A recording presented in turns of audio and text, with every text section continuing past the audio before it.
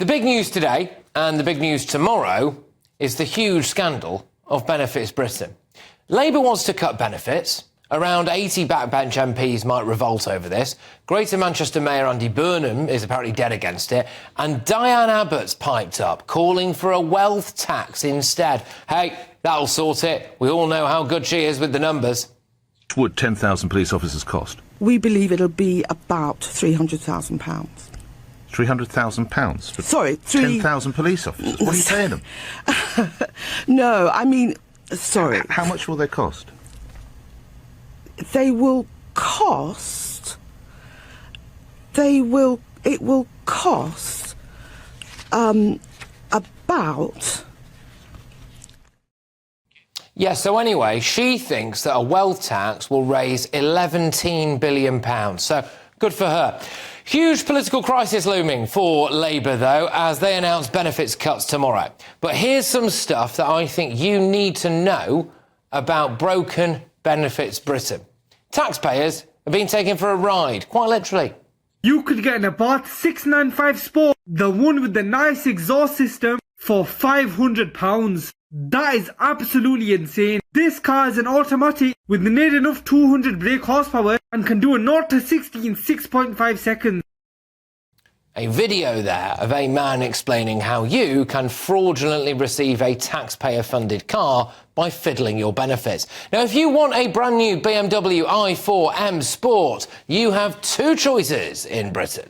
Pay £52,700 of your own money, or tell the Department of Work and Pensions that you're struggling with your mental health. You can't leave the house, and they'll give it to you, basically, for about £8,000. In fact, they'll give you a new one every 3 years.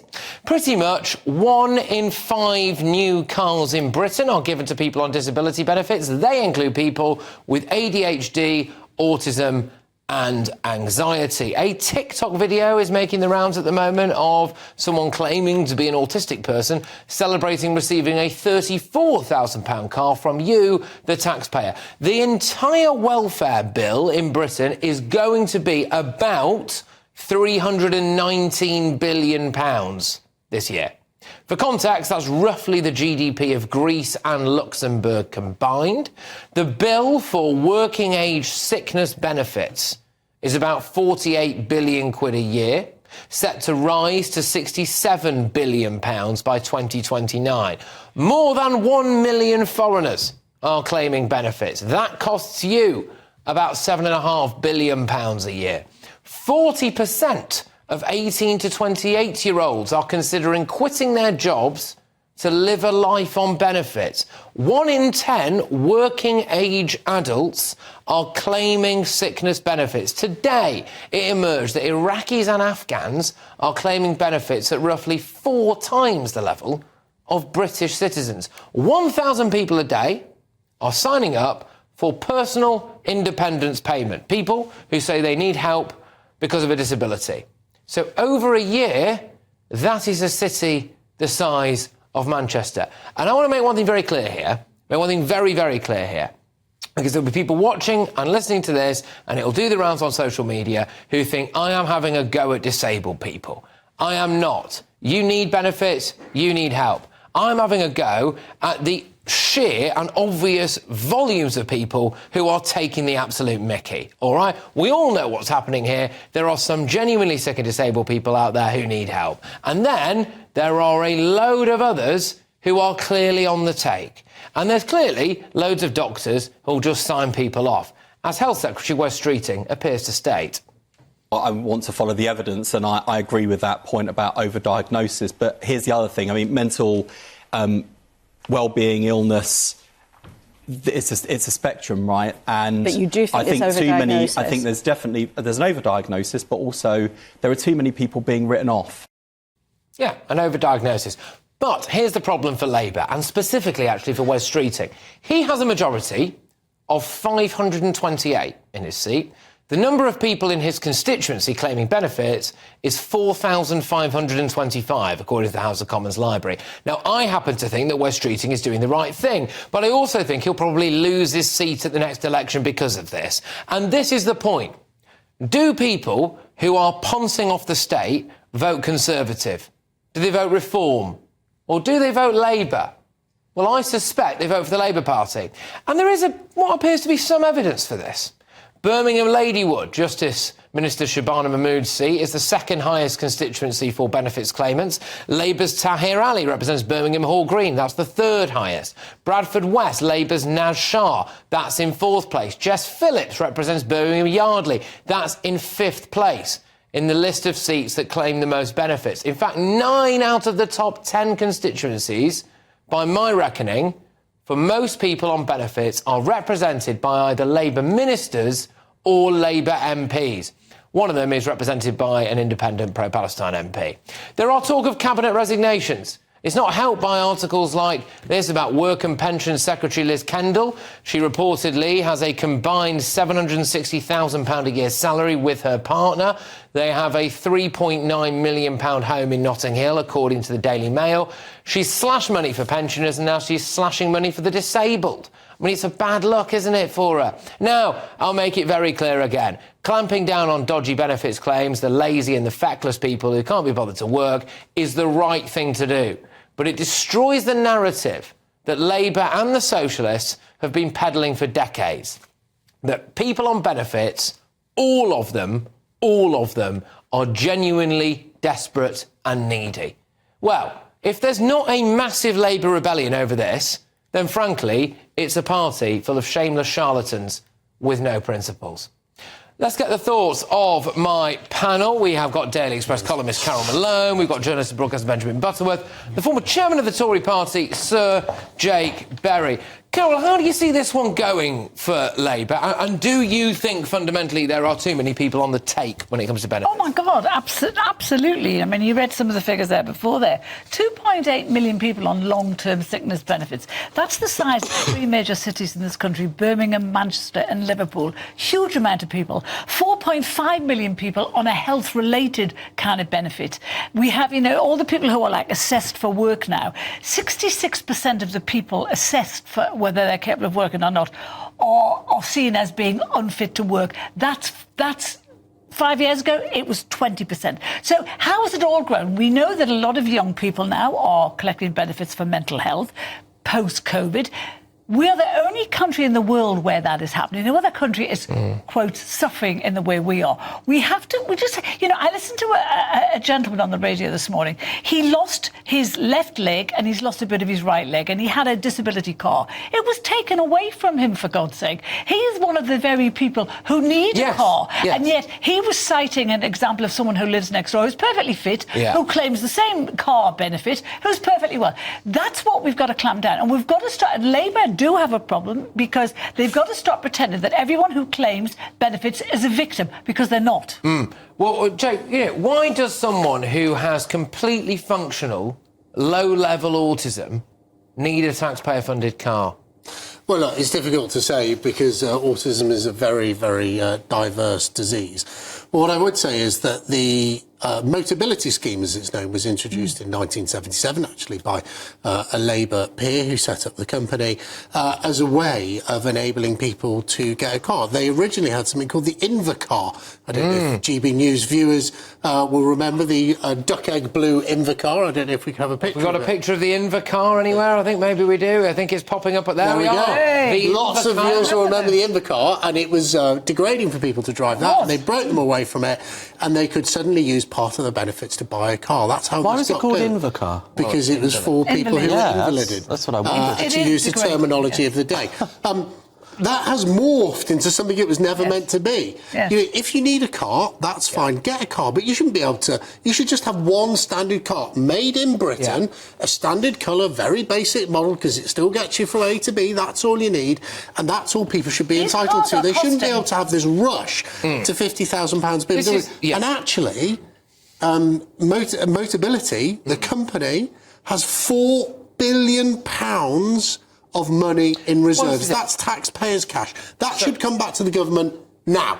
Right now. No question about that. So this is... Hang on. Oh, no, I'm just going to say one thing again, because I know that there are people who might see snippets of this who think that I am trying to make the point that basically every single person who signed off sick No, not true. is on the take. That is absolutely not what I'm saying. But I think the evidence to say that plenty of people are on the take is that I think this was quite a well-meaning policy initially, the Motability scheme. I think it was very well-meaning that for people who genuinely needed to get to and from hospital appointments, and what's happened, Benjamin, is that loads of people have clocked onto it, right, and thought, I can get a free car here, and that proves if 1 in 5 new cars in Britain is part of the Motability scheme, people are taking that, aren't they? Yeah, it's insane. I mean, but it's a massive stretch to try and say that this is Labour's fault, because the bill went through the roof under the last Parliament. I'm saying, what do they do about it now? Because well, I'm just pointing out, the bill went through the roof under the last Parliament, and when it comes to this car scheme, first of all, it's amazing to hear a Tory talk about seizing the private finances of a private company into state ownership.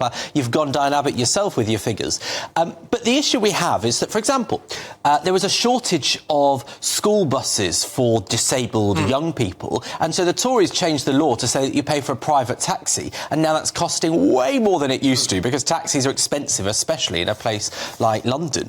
But the trajectory is unsustainable. It's going to cost up to £70 billion a year in just a couple of years, and we're the only major G7 economy that has not reached the employment levels of before the pandemic. Now, I think a big part of solving that is the NHS waiting list, because you've got 2 to 3 million people who are long-term sick, who maybe couldn't, if they got, for example, their knee fixed, their hip fixed, they could do something useful with their lives. So I think that's a big part of it. But, you know, we don't know what these policies are tomorrow. So where it would be wrong, if they cut the actual PIP payment, those independent support payments, so that real vulnerable people don't get the money, that would be wrong. But they need to make it harder to claim. Rowing back on that system already. That claim that Starmer made a week ago on the PIPs, he's already rowing back on that. The point of the matter is we have a system that aids and facilitates huge numbers of people in this country to live entirely off the state. And we have to get rid of that notion. It's a crazy notion. We can't... And on these issues of this, this is fraud on an industrial scale.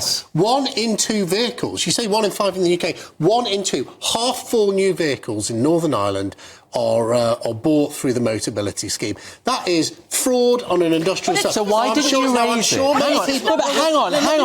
Those figures refer to when you were in government. So why was nothing done? No, but that's a valid question. Let me finish. Calm down. Let me finish. Right. Only 10% of those Motability cars have some form of adaptation for people like war veterans who've had their legs blown off in Afghanistan. Don't take those away. But this is fraud on an industrial scale. It's much bigger than cars. 54.6% of people in this country they receive more in benefits than they pay in tax. So how the hell let's talk about Labour. The benefits bill is 6 times bigger than the defence budget. Let's just talk about what's going to happen tomorrow, OK? So we don't know the specific announcements from Labour, but what we do know, and all the noises are, and maybe we'll find out more on the front pages in about 10 minutes' time if you keep watching, is that they're going to do something to cut benefits. Now, not a single Labour MP who stood for election at the last election stood to cut benefits. And I've rattled off there the 10 biggest places that claim benefits in Britain are all seats by either Labour cabinet ministers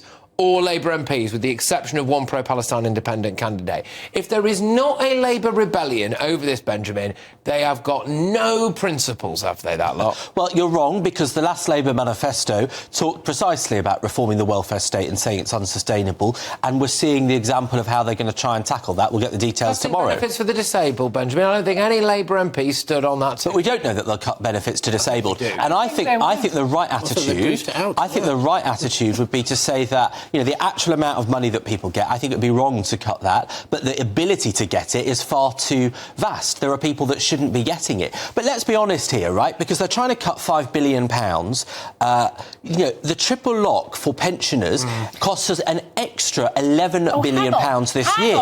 And so if you're talking about the Department for Work and Pensions, the vast majority of that is pensioners, and you have to tackle that bill. That's actually not true. The billions that are going to benefits, especially the 7.5 billion that's going to foreigners, and moan about $1.5 billion. 11 billion. 11 billion rise this year. We took $1.5 billion off pensioners this year who had to choose between heating and heating, and we're giving $7.5 billion. No, they don't. The triple lock is if you want to say that the benefits bill is unsustainable, which it is, you cannot say that a bill that rises taxes by 11 billion quid a year is not also unsustainable. What makes this difficult for the Labour Party is actually the Conservative government made a lot of progress reforming benefits, particularly under George Osborne, the introduction of universal credit. And what we heard from the Labour Party is food banks increase, people starving to death, people on the poverty line.